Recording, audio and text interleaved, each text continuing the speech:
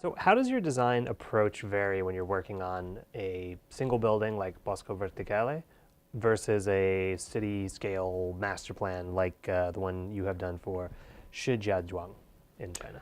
Well, it's not so different because in any case you have to analyze the context, you have to decipher the local resources, you have to interpret the expectation of the client, and then in a way it's up to you to put all these things together.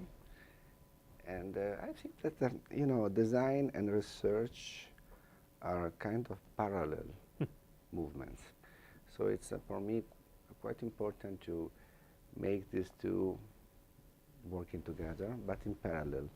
So I normally start to describe, represent an environment, and at the same time I start to think how to change it, how to see in it a possible future. So when you do it at a small scale of an apartment or of a building, well, you do more or less the same thing that you do when you are observing a larger, wider area where you have to imagine a master plan. From the methodological point of view, for sure, everything changes in terms of the nature of the material that you have to know and in a way to move and transform. So in some ways it's the same process, just on a different scale. I think so. I think that that's our profession. So the Bosco Verticale project is literally the vertical forest. Yeah. But that's part of a larger movement to get this idea of green space at height to be more common. So how do you see that movement progressing from here, now that the Bosco Verticale has received so much attention? What's next? Well, I think it's, I'm very proud, and I think I'm very thankful to Council for Tall Building and Urban Habitat to have promoted and broadcasted in a way the Bosco Verticale all over the world. So we are now developing some variation or even some replicas of the vertical forest. I'm used to call vertical forest an experiment. It was and it is an experiment, so it's an ongoing experiment. Because for sure when you have more than 21,000 in 2 towers, the equivalent of 2 hectares of forest in a very small urban surface. Well, you are doing something which has never been done. So you need time to verify and to confirm or to falsificate all what you are doing. But well, we have opened the vertical forest 2 years ago, and everything is going so well that we are, in a way, legitimate to repeat the same kind of operation in other environments. We are building 2 towers in Nanjing, a vertical forest. We are starting to build in Guizhou, let me say a hill with woods and forest. It will be a hotel in Guizhou. But that's for China. Then we are working in Switzerland, in Lausanne, where we are just starting a new huge tower with trees. And at the same time we're doing in Colombia. We have been asked to do something in Toronto. So we are extremely involved in this kind of things. If you ask me which is a step, I think the next step is probably to start seriously to imagine how to realize a city where you could have decades or hundreds of these green buildings. Not necessarily vertical forest, but you know that the relation between architecture and green is quite open, so you can have many different variations. And I think that the idea of a forest city, well, in a way in China we are also working on that. In 2 contexts. One is in Shenzhen, which is nearby Beijing, where we are imagining 100,000 people city with vertical green buildings. And the other one is Luizhou, where we are more or less doing the same thing. So that's all. When you're working on all these different climates in Colombia and Switzerland and China, Yeah. how do you adapt the idea? Is the vertical forest different in each place? Because sure. you No, have but different that's- vegetation, first of all. Absolutely. So what makes the things complex and also extremely interesting, and also seem intriguing because when the color of the leaves, the change of the seasons, the presence of the wind, Hmm. uh, the different climate conditions, are basic elements for a building adjustment. So it's interesting because these kind of buildings are mirroring, reflecting on their shape, all these elements.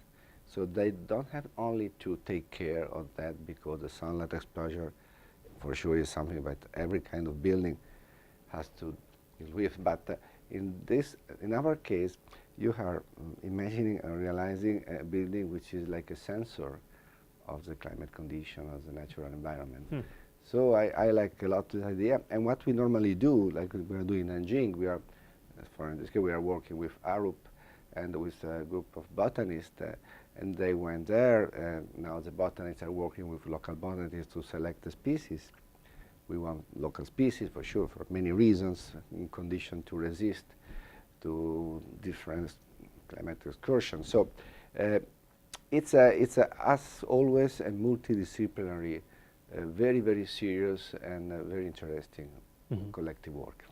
I was just thinking, one of the most interesting things about vegetation or a forest or an ecosystem is that it responds to stimuli. You know, it reacts to the wind or the elements.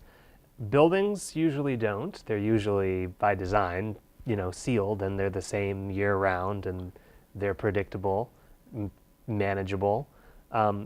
Is there any element of the vertical forest that is about making the building more responsive to the environment so that it changes over time? Is that part of the idea? Yes, I think for sure. So first, when you talk about predictability, we deal with nature. We are now introducing nature, not simply like an ornamental presence, but like a really, come dire, a basic component of our buildings. So nature is not completely predetermined and not completely predictable. And that's interesting, but also open to some certain number of risks. Our work and the work of the clients, of the developer, and also the life of the users. So that's first. Then for sure, the kind of openness to the climate condition that we have to predict or to preview in our building, it's very, very particular because just to give you an idea, if we are in a context where on the northern facade we know that in winter time it's very dark because the sunlight is very low, we are used to imagine that in that case it's better to have trees that during the winter time are losing their leaves just to make the sunlight entering better. But that depends. No, if we stay in a I don't know, in a Gulf or in a tropical condition, this changes a lot. So it is true that the architecture is not simply mirroring, but also trying to answering to the very specific climate condition and environmental condition that you find in different places. So now that the Bosco Verticale has been complete for more than a year, how have people reacted to it? What's the local response been? And have you been surprised in any way by how the tenants and the neighborhood use the building? Honestly, yes. So it's 2 years that we 2 opened years, it in October 2014. Yes, because I was not expecting such an amazing, not simply success in terms of, let me say, well, a skyscraper, a tower is always a public building because it's exposed to the view of millions of people. In our case, we have exposed this strange at the beginning, and also maybe basically everybody was skeptical about this building. So Shall they really build it? Shall the trees will survive? Shall the tenants will accept to live with trees, 100 meter, 150? So we know there were many doubts, and for sure I totally understand why. But now the tenants are very happy, and let me say proud. That's interesting. And the point is that it has become such a really an ecosystem. Just to go ahead, but in the Bosco Verticale in Milano, there more or less there are 20 different species of birds that are nesting. So it's also a place where you can go and see, if you are interested by the kids, for instance, are fascinated by seeing what normally they don't see in real life. So the nest, then there are the change of colors, the movement of the trees. It's like a botanic garden.